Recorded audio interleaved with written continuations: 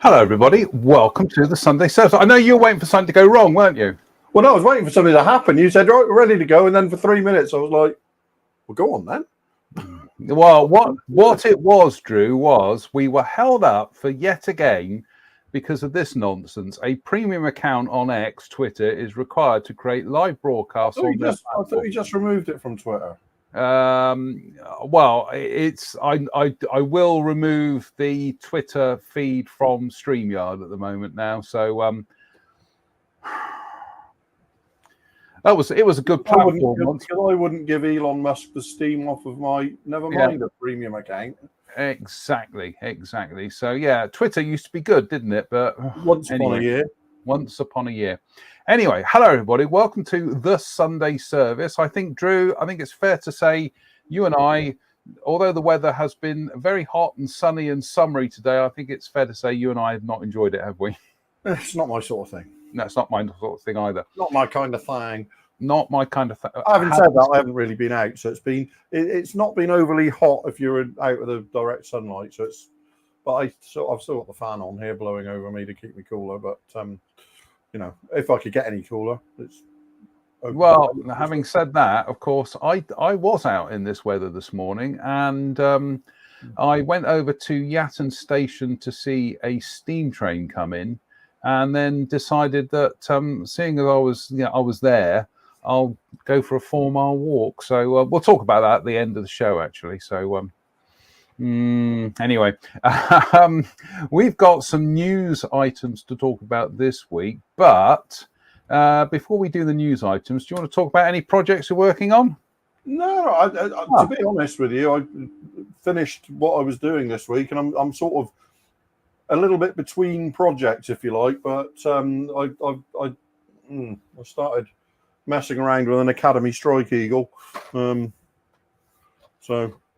which I think is the best 72nd scale Strike Eagle that's ever been released. Right. The only problem with this kit are that the F100 engine nozzles, which are there, are fairly catastrophic. Oh dear. They're terrible. So me being me, off I went to Colts 3D and did a search for nozzles, and I found these a set of 3D printed nozzle STLs that I bought and downloaded. And so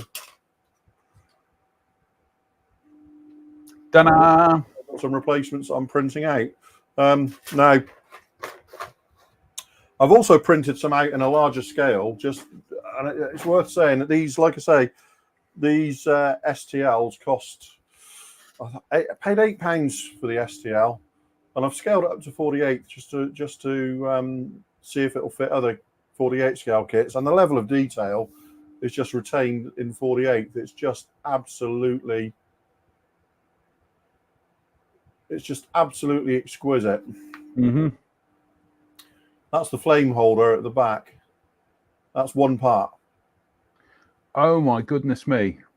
Yeah, exactly. That's one part, and that pops on the back of the, and that's how it's going to look. Incroyable. And that's scaled up from the 72nd, so all that detail is there and present on the 70 on these little 72nd nozzles. So it's all there and present. So and the other thing I also got, bear with me, is bear with the same people. I've also done some little resin Aces 2 seats that I also bought. Again, that was another just under £8 that was. But like I said, once you bought this, you've got the STL. Mm-hmm. So I can print like as many of those as I want. So that's how they come. And when I looked at it, I thought, oh, it hasn't printed properly because there looked to be some funny bits around the top here. Now it was all supports for the sensors on the head box. It's all absolutely perfectly done. So yeah, that's how they come. So you got this little cage. So if they have to post it or anything, it's all protected. That's ingenious, isn't it?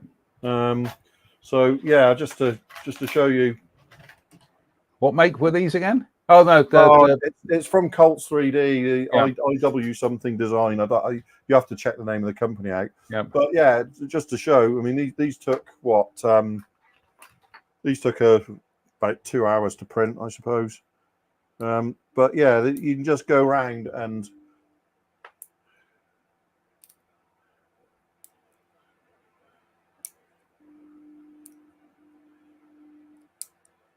just go around the cage like this. Quick question: do you think some people are going to try removing that with a knife blade and come a cropper? Possibly. This is how you do it, folks. But that then lifts off like that when you snipped around, and you can literally. There you go. That's the seat. There's two tiny little supports, which you can. I mean, even if I go to maximum, you're going to struggle to see them. There's a couple of tiny little supports for the sensors on the headrest that will just use a pair of tweezers. We get a pair of tweezers out, and I should be able to go like that. And just pick those supports off like that. There you go. That's that seat done. It's taking the skill out of modelling, really, isn't it? That's ready to use. So they'll just drop into. Bear with. So yeah, I mean, once they're painted up, they'll just drop into the cockpit like so.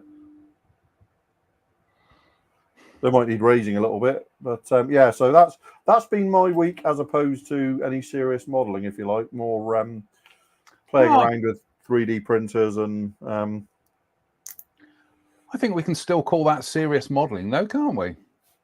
Yeah, but I haven't actually been, physically producing anything, shall we say, because I've finished the more or less. There's still a couple of little bits. Oh, here we go. Look at this. Odds and sods to do on the Devastator, but it's about 99.5% finished now, shall we say. There's a couple of little. I need to add another piece of rigging to it and touch in a couple of tiny little details. But yeah, the Devastator is. That is utterly beautiful. And the wheels, the torpedo, little interior part, they've all gone off to Mike Reeves. So he will be producing those as an upgrade set for the Hobby Boss Devastator if anybody wants it in due course. So they were all designed by me. And printed for this, so yeah, I'm really quite happy with it. I think it's striking, isn't it? I got to say that canopy masking is absolutely exquisite. Do you know what? It's like the kit. Hobby Boss provide canopy masks for it, and those are just the canopy masks that came with the kit. And I don't know what material they use, but it's absolutely phenomenal stuff. It's not often we wax lyrical over Hobby Boss, is it? Mm-hmm. And this is very much A-Team. I was just going to say, it looks like they brought their A-Team to this one. This Devastator was very much felt like it was A-Team stuff. Mm-hmm. The only thing I did was I actually the lower wing comes in one piece. But because it goes right through the torpedo bay and you can't see any of it, I just split the lower wing through the center so it made it just easier to join it on each side. Because it was a really, really extremely tight fit. So the areas, there's about a couple of millimeters at the front here, 3 or 4 millimeters at the back, which was the only thing joining the wing together. I just split that and assembled the wings again as normal. But the thing is, those outer wing panels are separate, and that's just glued in place. You know, I haven't seen a fit of outer wing panels on folding wing kits that good since the Tamiya Corsair. So yeah, I mean, when they release the float plane version later this year, I'll be definitely looking at it because it's a type that's I've become sort of mildly obsessed with it. Much better aeroplane than it was given credit for. So yeah, that's really all I've since finishing that. I've just been playing around with 3D printers this week and 3D print designs. So I'm going to give a shout out now to everybody who's joined in tonight. So let's say hello to Damien Mullen, Phil Artiste Studio, Mark Ryan, Theron Hampton, Russell Taylor, Derek Hersey, rather, Nick Brown, Jim Altegott, Kev Tinker, Dave Fleming, Dougal McWoogle, Kitchen Table Modeler, Dave Swindle, Lee Suter, Wayne Beatty, Simon Lewis, Mike Williams, Greg Woodbridge, Glenn Galley, scrolls down, Philip Jones, Rory's modelling page, Steve Moores, Michael Hooverling, Simon James Coley, Rob Suto, Stephen Pryor, Ian Goldstraw, Steve L., Juan Francisco Molanido, Christopher Joseph Buchholz, who says it's the death of the hobby. I know. I said that jokingly, but you know what people are like. The mysterious Phil, who just says, "Good evening, everyone." Hello, Phil. Mike has a question for you. He says, yes, did you use AS12 for the silver? Yes, decanted and sprayed through the airbrush, but it has had a coat of varnish over it to make it look like a sprayed silver dope rather than natural metal. Yeah. Got another question here from Jim. He says, what colours we used to paint the torpedo? Yeah. The nose was painted 36495, which is a very, very pale grey. And the main body, as far as I'm aware, it's supposed to be a brass colour. I didn't have any brass, but I did some research. And it suggested that gold mixed with brown would make a nice brass color. So ultimately it was, that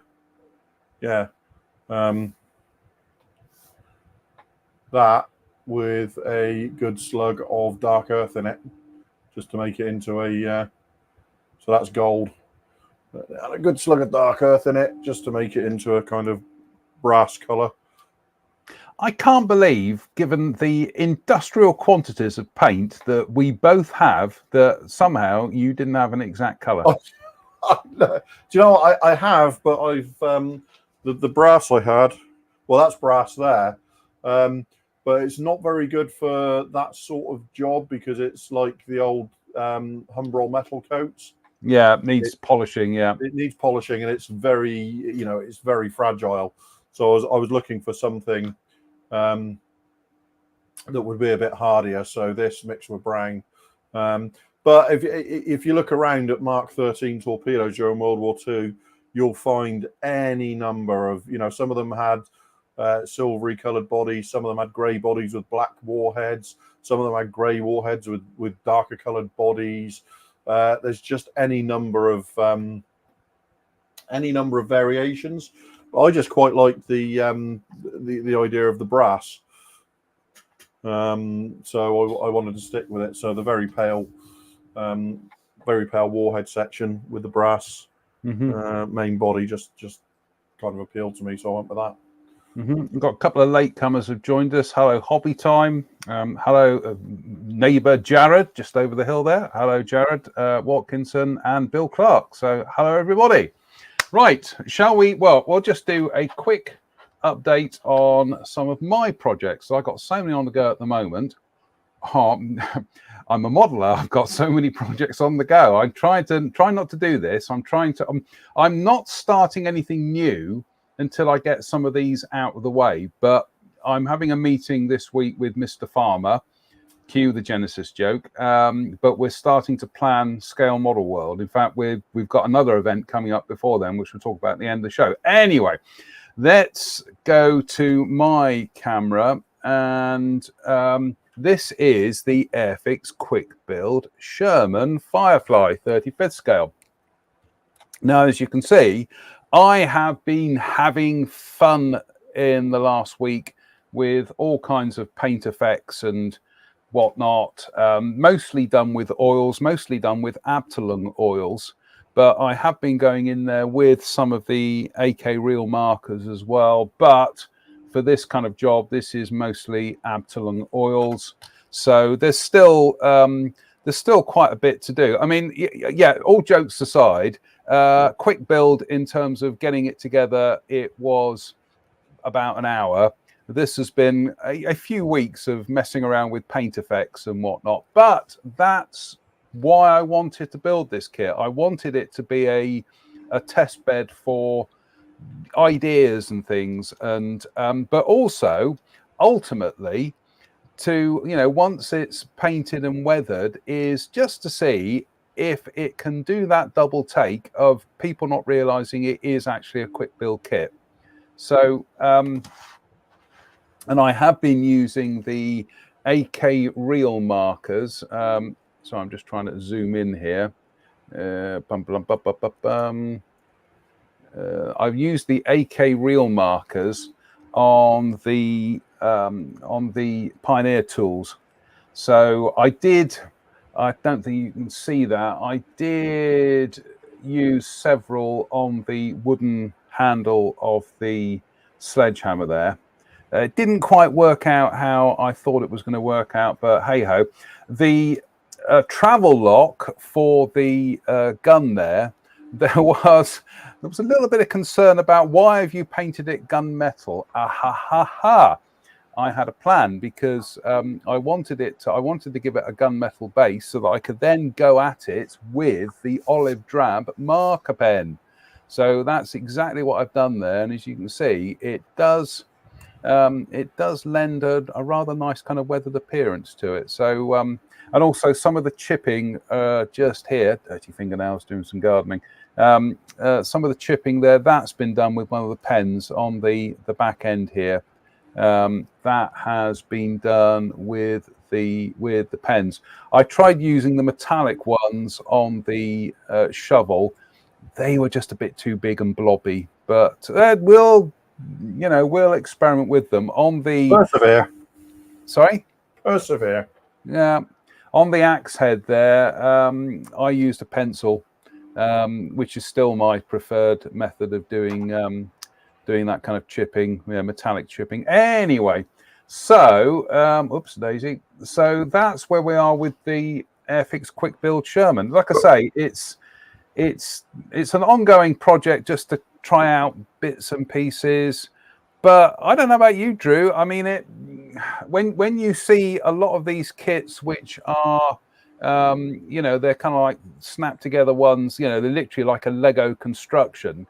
We've seen them in the Tank Museum. They do look a bit Lego-y. This, on the other hand, does look like it looks like a model, doesn't it? It looks. Yeah. I mean, those of us who know what we're looking at can see it's quite simplified, but it looks like a model. It's not a toy. No, exactly. So that's where we are with that at the moment. So I'm in great fun with it. I will add the caveat that I did not work on that one, but I'm having an absolute blast with that at the moment. And also, we haven't forgotten about the P34 challenge, he says, reaching into his sorry, I'm looking for the chassis. And the main bodywork is. Oh, it's still in the spray booth. Right. Okay. Oh no, there it is. So we haven't forgotten about the P34 Challenge, which is coming up towards the end of next month.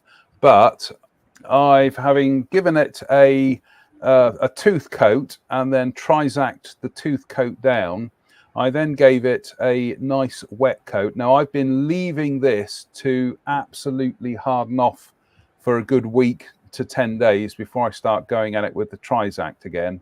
But I've got to say, even at this early stage, this is still a better finish than I've ever really had building a car. So thank you, Ian Hartup, that your advice is is really kind of appreciated, especially on that part for the cockpit there, Drew. Honestly, looks like the paint's still wet, doesn't it? So is that the seat? The seat, yeah, that is the seat, yeah. Yeah, so that just oops a daisy. That drops in. Trying to remember where these bits go now. I've got the instructions here. Yeah, that just plops in there, and then that just sits like that. But so I will be pulling the finger out and getting on with that because with the deadline for that is end of next month. Gotta pull your finger out, haven't you? No, I better pull my finger out. Shall we leap on and do some news items? It's been a fairly Q week overall, isn't it? It's been a what? Sorry, Q week. What do you mean? Oh, quiet week. Yeah. Sorry. My hearing's absolutely shocking these days. It's it's not. I lose nuances of things every now and then. So anyway, right, here we go. Share screen. So this is Gaspatch, and they are doing a brand new 72nd scale Messerschmitt Comet, but it's 3D printed. Oh, is it? Yes. Now they've done a 48 scale injection molded one. Yeah, they did. Yeah. But which I've got to get hold of at some time. But they're doing a 3D printed one now. I think Rory's built the 48 one. Yes, indeed. I've built pretty much every Comet kit there's been out there in 72nd scale at least. Built the Airfix one, built the Hella one, built the Academy one. Haven't built the Lindbergh one. Don't want to. But this that decal sheet does not look glorious. And you get the captured British one as well. But 3D printed. There's got to be a reason for that. And I can imagine that Gaspatch probably feel that the injection molded ones out there are just not up to scratch. So the Academy one's slightly under scale. So say again? I think the Academy one's slightly under scale, isn't it? Yeah, might be. We'll wait to see what other people say about that. But here we go. So this is just kind of taking you through the construction process. We'll just whiz through this, but it does look quite sumptuous, doesn't it? For a 72nd scale kit, for goodness sake. I'm liking the look of this, Drew. As you can say, I just want to see the main airframe parts, really, just to see how they've approached the main airframe. Well, they molded it in two halves. So there you go. Yeah.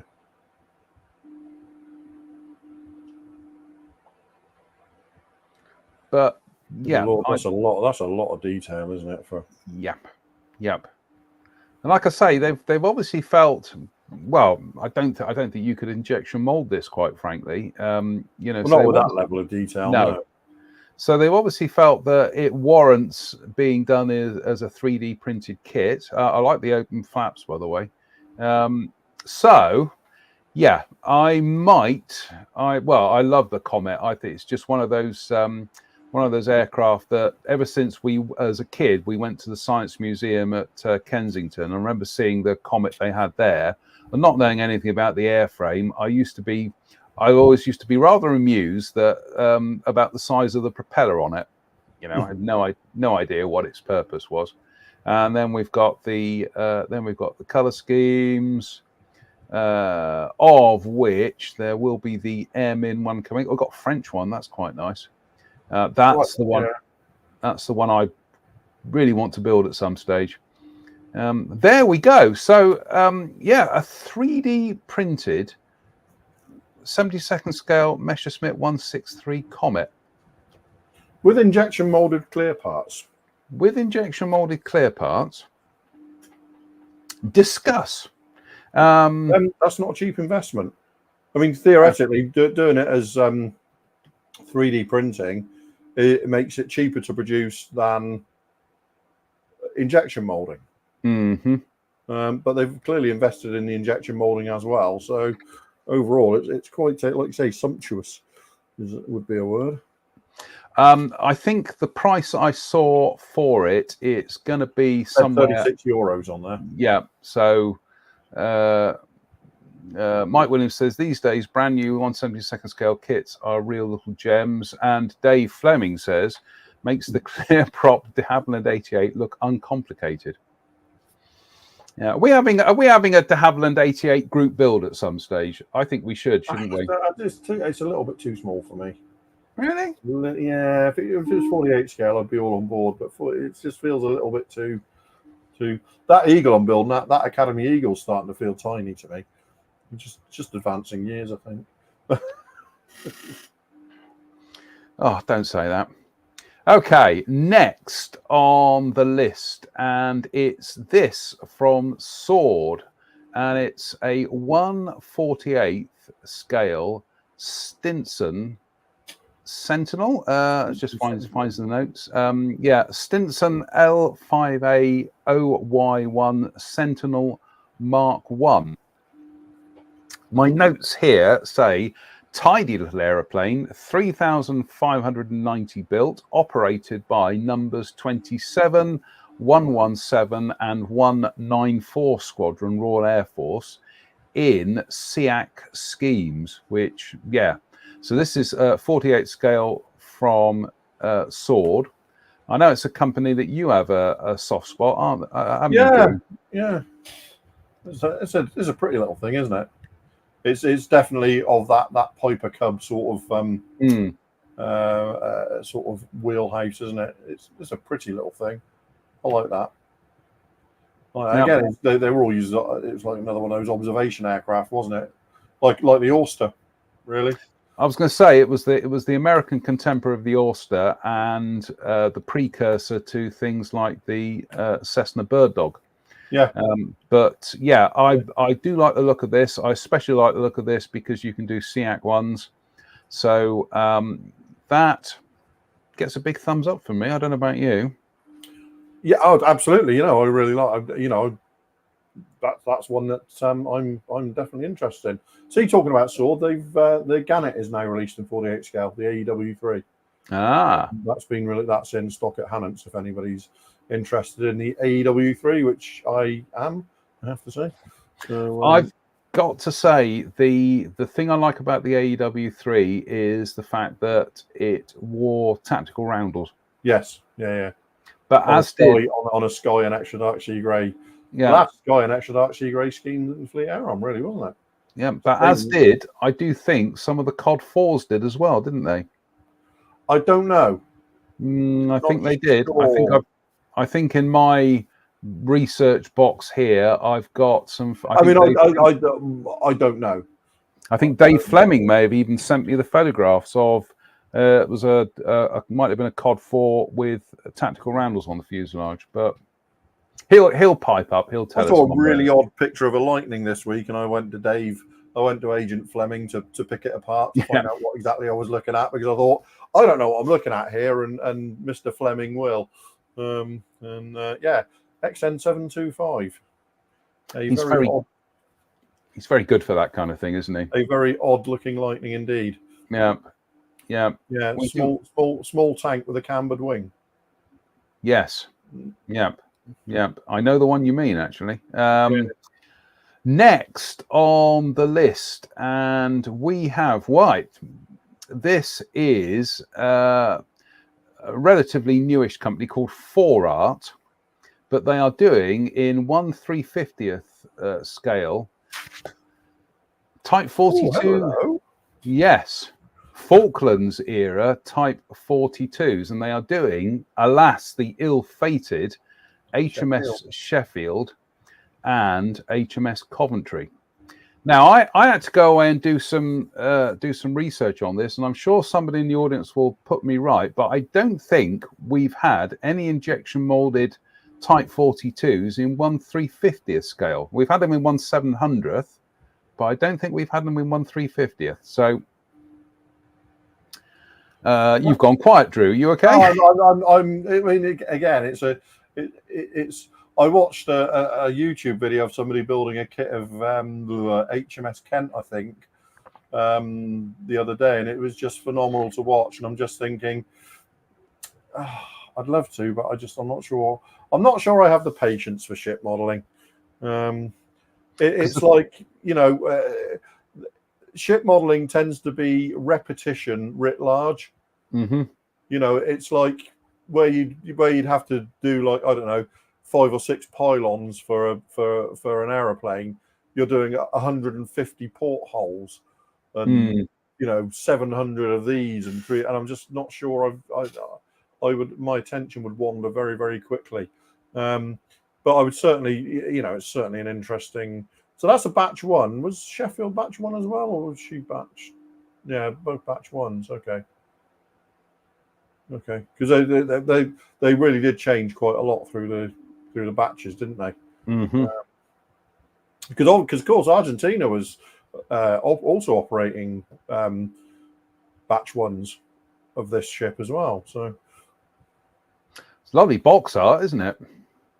It's nice, yeah. It's very atmospheric, isn't it? It's a very South Atlantic sun breaking through the winter, low sun breaking through the winter clouds there.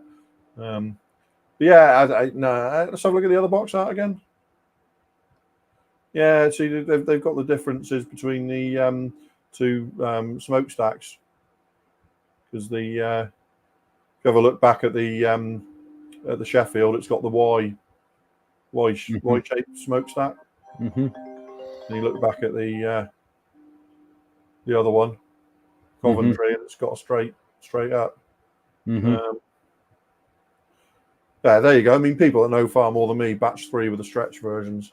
There we go. Thank you, Nick. Yeah.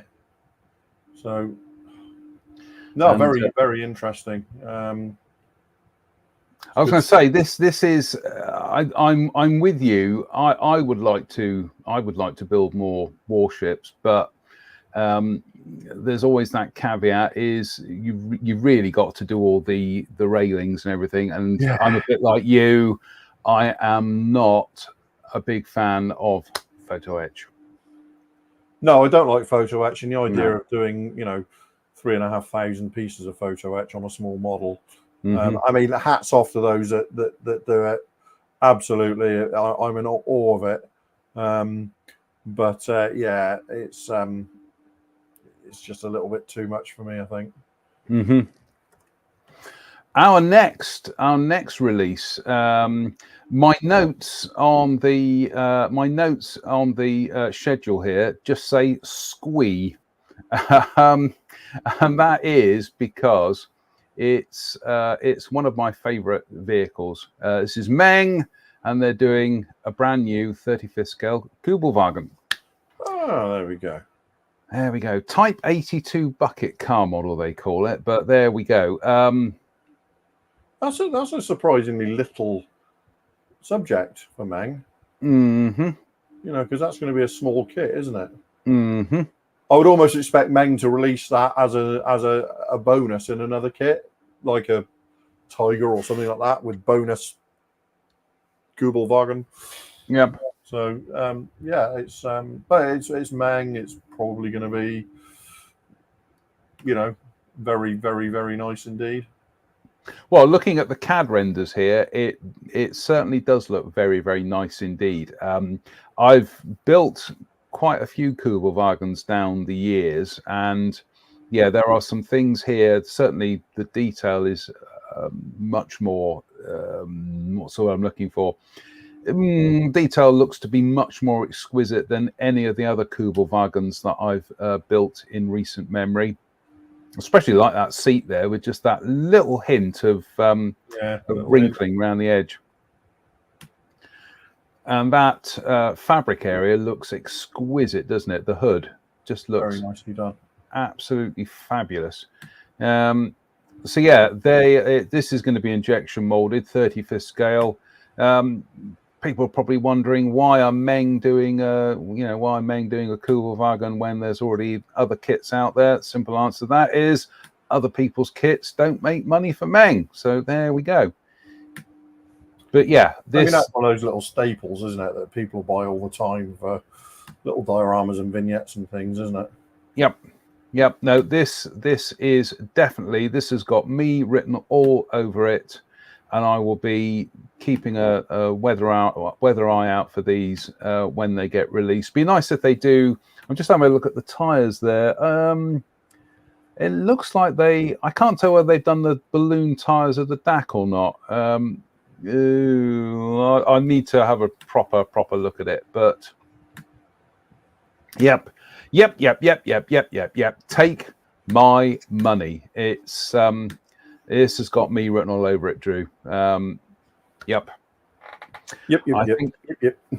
But I am minded of the fact that I know last year we did do a Kubelwagen challenge because I found the poster for it the other day, and I started building the Italeri one, which I remember as a kid. I went up to a little shop in Portishead, and they had an Italeri Kubelwagen. It was just like a general shop, and they'd sell whatever people brought in. It was almost like a charity shop. And yeah, there was an Italeri Kubelwagen there. And I remember I persuaded my mum to part with however much it was, 58p. Hello, mum. And I built it in about an hour. And I can remember about 10 years ago, I got a copy of that kit at the Avon show. And I remember I sat here and I thought, right, well, I'm going to build it this time, and it's not going to. I'm going to take my time this occasion.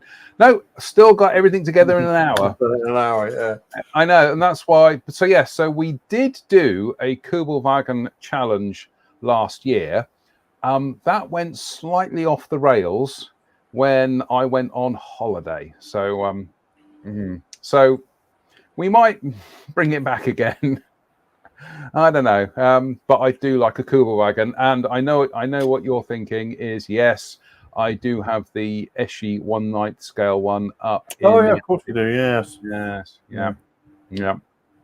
That's starting to get to a piece of real estate, isn't it? That it's just surprisingly no. It's 1/9 scale Kubelwagen's about the size of a 35th scale Sherman. It's not.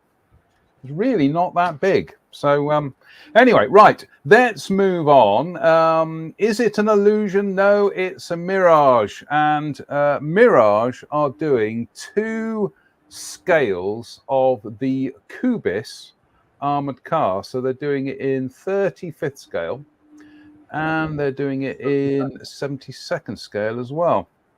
Drew, do you know how many of these were built? It's either going to be 3 or 58,000, isn't it? Go on then, have a guess. 3. 1. Okay. 1. Oh no! I thought I'd gone artificially low. Yep. In fact, I'm just going to read you a bit of blurb about this. Construction of the Kubus started on the 8th. This is from Wikipedia, by the way. 8th of August, 1944, 1 week after the beginning of the Warsaw Uprising, in a car repair shop belonging to Stanislaw Kwiatkowski in Warsaw's borough of Powsill, at the corner of blah, blah, blah, blah. Anyway, it was based on the chassis of a civilian Chevrolet 157 truck, which had been license built in pre-war Poland by the Lilpop Rau Lowenstein Company. Chassis was fitted with steel plates for protection of the crew, yada, yada, yada. Was armed with Soviet-built DP-27 machine guns. flamethrower, blah, blah, blah. The name Kubis was taken in honor of the wife of one of the constructors known as Globus, as she was killed in early August and had used the pseudonym Kubus, Polish for little Jacob, but also the Polish name for Winnie the Pooh. Oh, there you go. There we go. So yeah, so Mirage are doing this in 35th and they're doing it in 72nd scale. I'm going to take a punt here, Drew, that unless they do a full interior, I think this is going to be possibly a fairly straightforward, simplified kit. Yeah, I can't see it being hugely complicated unless there's a full interior for it. Yeah. And also, this looks like it's ready-made to do the camouflage with these AK markers. Yes. Yes. Yeah, it's not pretty, is it? It's functional, utilitarian. Yeah, it's functional. Would be charitable. Yes, yes, absolutely. Yeah, but there we go. So more power to Mirage. I don't think I've ever built a Mirage kit. Have you? Don't think I have. No. No. So it's on my list of things to try out. So yeah, the very definition of an interesting model, as befits the interesting modeling company. We are. What are we up to? We are 45 minutes into the show, so we're 8:15. We are going to finish tonight's show. Well, I haven't finished yet, but we are going to move on to our friends in Ukraine, and it's ICM, and they're doing an absolute slew of stuff at the moment. Here's the first. There we go. Before the Assault, Eastern Ukraine 2022 includes the Kozak 2 armored vehicle with driver and machine gunner, a soldier with binoculars, special operations force soldiers, and FPV drone operators. Love it. That's great. That's a vignette in its own right, isn't it? Look at it. Yep. It's just Yeah. Is that vehicle likely to be flashing up on your radar at some stage? I like it. I must. They have released it already, haven't they? Yeah. They have released it already. So it's. I've seen a build of it online. It does look like a very nice model. Mm-hmm. So yeah, it's. I love the vignette. It looks very, Ukrainian sort of background, and bringing the drones in like they are heavily. Yeah. I really like that. I really like that. Plus that the digital camouflage that Ukraine uses. Yes. No, I'm a fan. I like it. So how would you do that camo? Would you put that through the silhouette cutter and make masks, or how? Wherever I could, to a degree, yeah, and also cut out a lot of extra little bits, and then I'd probably I'd do it with the dark, the overall green would be the last color to go on. Mm-hmm. I'd do the sand, mask that, do the lighter green, mask that, and then overspray with the dark green. Mm-hmm. Is there another brown in there somewhere? No, it's dirt. I can't tell if that's like a pale brown or whether that's just mud. I think there is a pale brown round by the door. But yeah, it would certainly be, it's thing is, these must be incredibly simple schemes to paint in real life, but very difficult to replicate accurately. That's the thing with the digital camouflage, is actually doing them on the original vehicles dead easy, because you're not worried, are you? You don't have to. Well, each one is an original, isn't it? Yeah. Whereas if you want to do it as a model, you've got your work cut out. It becomes very, very much more difficult, because you have to, it's hard work to do that sort of camouflage in scale. Yeah, we've lost the comments for some reason. They've all disappeared. Apologies, folks. I don't know. I'm just going to do a refresh. Sorry, say again. The comments still coming up this end. Oh, I'm just going to do a refresh I'm just going to do a reload of the page. So we'll be back in a second. So yeah. Evening, Mike. There we go. Yeah, they're back now. They're back. Oh, they're back. Yeah, Dave Fleming says easy to do with real one, or easy to do the real one with stencils. Yeah. actually, I've seen a few videos in recent months of people doing them, and the thing is, they just tend to do them with a pot of paint and a brush. I watched some. I think it might have been Indonesian soldiers painting some digital camo on armored vehicles, and it was literally just a pot of paint and a brush.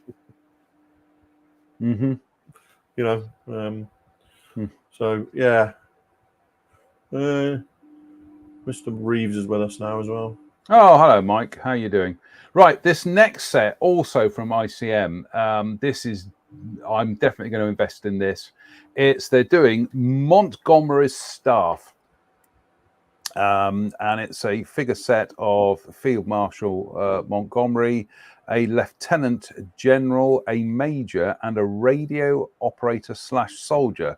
The set shows the scene of Montgomery's headquarters during combat operations in Europe.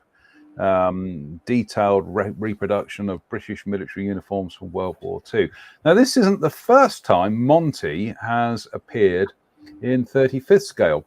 I believe the first honour of that was Italeri back in the 70s, and they did a set of British troops, one of which was a guy who looked suspiciously like Monty with a teacup. Obviously, Tamiya have done Monty in their general set, and I think Masterbox have done him as well. So it's nice to have another figure. Do you know what, Drew? Sorry, say again? He gets around. He does get around. It's almost like he's got a double. I don't know about you, but can you remember when he passed away in the mid-70s? I can't really. No, I can remember we had a big thing. The school I was at Finch Hampstead in Berkshire, we had newspapers plastered all over the place. So it was like a big event, I remember. That was about 1975, 76. Yeah. So yeah, this absolutely, I'm going to grab one of these sets. My figure painting is absolutely shocking, but it can't get any worse. So yeah, I like the idea of this. And I know that ICM also do Monty's Caravan as well. I think who else does Monty's Caravan? Is it AFV Club as well? Somebody in the comments will correct me, but yeah. Let me just ICM Monty's Caravan. I'm just going to check now. So yeah, Leyland Retriever. Yep. Yep, that's put me down for one. Mr. Hills, if you're watching, or Mr. Jadlam, if you're watching, I will. Yes, please. Absolutely. And also coming from ICM is this set, a field couche, World War II German field kitchen with cooks. Now, I get the funny feeling, Drew, that the faces of some of these soldiers may be ICM staffers that have been photoshopped on. Yes, yeah, possibly. Yeah. Figure set of 2 cooks, 2 helpers, a model of a late type Wehrmacht field kitchen and various equipment. Figures have excellent detailing of clothing and uniforms, includes decal with markings for the field kitchen and equipment. Not the first time a field kitchen has been done. Do declare Tamiya did one. I was thinking Eshi did one, but they did a horse-drawn field ambulance. So, but no, Tamiya have done a field kitchen, but you know, there's plenty of room for more out there, and I think the Tamiya ones are possibly, goodness me, a couple of decades old now. More than that, I would think. Yeah, I know they've done a couple of sets, but I know Verlinden used them in one of his classic dioramas. So yeah, but there we go. Again, that's really quite imaginative. I expected you to say Mini Art have done one. No, this is Possibly have. I'm sure somebody in the comments will tell us one way or the other. But yeah, there we go. Field kitchen from ICM. There we go. Gets my vote. But this next one, there's two left. And I know one of them is right up your Strausser, but this next one is an aircraft from ICM, and it's a variation on their Focke-Wulf 189. The CV6. Yeah. Mm. Yeah, I built that from Special Hobby a few years ago. And it's such a great looking little thing. It's just that because that central cabin is tiny. Yep. You know, it's just got room for a pilot and a gunner, and nothing else. When you think of how big the normal 189's central Gondola was, you know, that huge glazed area. Yeah, it's a fabulous aeroplane, and that just makes it look just unusual, doesn't it? It's a fabulous kit. Have you seen any of the ICM? I've got one. Yeah. It's absolutely gorgeous, isn't it? So the one, updating it to do this variant. Yes, please. I'll count me in. Yeah, I mean, it's basically it's like an A10 in that entire thing is just one big slab of armor. So it's like an A10's cockpit, but they forgot to put a fuselage around it. It almost looks like somebody took a Focke-Wulf 189 wing and engines, and then mated it with an F-117 Nighthawk. Yeah, there's just nothing. You know, it's tiny, isn't it? You know, you can see. You know, it's great. I think it just looks. The 189C was conceived as a Emily. Hello to Emily tonight.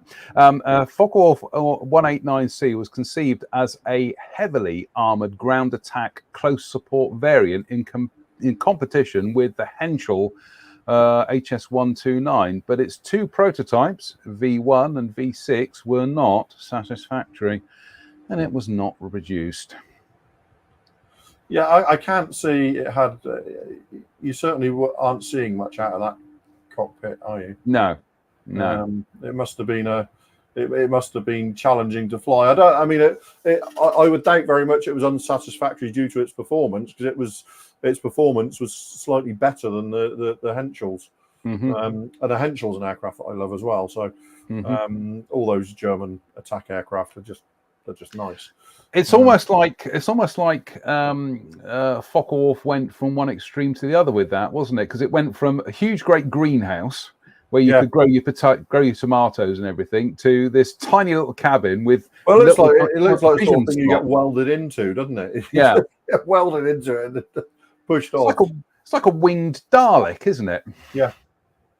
It's you can see why it wouldn't have been particularly popular. Yeah.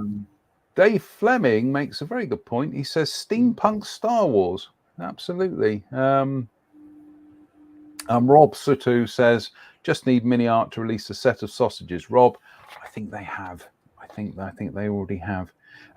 Last one for tonight. They've done a butcher's thing, haven't they? So you what? Sorry, they've done a butcher's table or something. Yeah, they've done a butcher's table. Yeah, I've got the Mini Art bread. Last one for tonight, and this definitely has your name written all over it, Drew. It's another one from ICM. Is it a Leopard 2 by any chance? It's a Leopard 2. Yeah, I wonder who's that kit. Is that the Revell kit? That's going to be. I know the 35th scale one they're releasing is based on the Revell kit, so I'm presuming that one will be based on the smaller Revell kit. So yeah, it's got a few little additions there with the side armor and those rubberized mats hanging off the front and sides. Yeah, it's been the main battle tanks in Ukraine have been a little bit of a mixed success, shall we say? I think it's just because the style of warfare doesn't really suit them at the moment, because it's all fixed positions and stuff. There's not really a lot of mobile warfare going on, and what has really shone has been the Bradley overall. Bradley's been doing unbelievably good work out there. and saving a lot of people. They've had a few of them knocked out, but the crews all seem to survive. So that's the difference. Mm-hmm. They're designed to survive. So yeah, I mean, I think this is a Revell kit with a few additions, and I'll be interested in seeing inside the box of that one. So, but at this point, there's not really a lot to say about it. It's it's the Revell kit is well established and has been for a few years. So yeah, that reminds me. Bear with. I've just got to go off screen for a second. So entertain the troops, Drew. Oh dear, he's made me full screen. What was I looking at? I was looking at somebody asking if Tamiya were going to do a 35th scale 48 scale F-35C. I hope so. The F-35C is pretty underrepresented, although the Italeri one's just been released in 72nd, hasn't it? Mm-hmm. So yeah, I would certainly hope so. But the problem with the F-35C is it's only got one user. So I don't know if Tamiya are going to run a little bit shy of the C model, but I hope they do it. Mm-hmm. Now I had to go and go away because I've got here for you when I see you next, which I'm hoping actually will be next weekend. Well, I've tentatively put in next weekend. So yeah.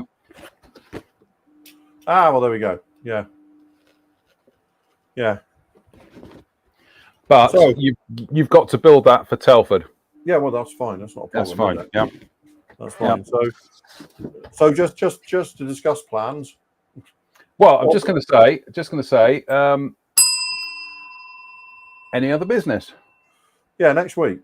Yeah, next week. Well, funny you say that because it's almost like I got this set up here.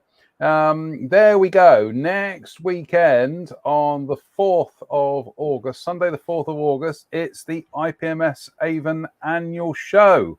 Hurrah! Huzzah! So you're coming up for that, aren't you? I'll come up Saturday afternoon if that's all right with you. That's fine. I will. You might have to sleep in the front room because the guest room is currently full of junk, but we'll sort something out for you. Yeah. So I shall bring one of my spare. I've got a camp bed coming and I've got another inflatable bed downstairs. So we'll sort something out. Yeah, top man. Goodness me. This will be our first shouting at the television, having curry and drinking beer. Nearly 5 years. In 5 years. I know, isn't that a shocker? Oh, you'll be able to admire my new windows. But yeah, there we go. So that is that's next Sunday. You going to stay the Sunday? Or are you going to go straight home? I will be going home on the Sunday because I need to be at work on it because that's Bloodstock week as well. So right. So I'll be back on. Back to work Monday, Tuesday, then the following 5 days off and the weekend as well.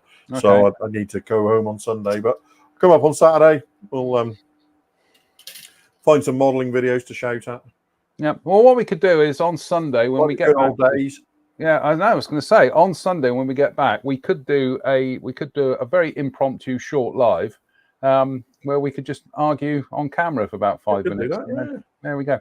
And then literally, well, figuratively, a couple of weeks after that, I will be down in your neck of the woods, and I will be doing the Jadlam Tamiya takeover.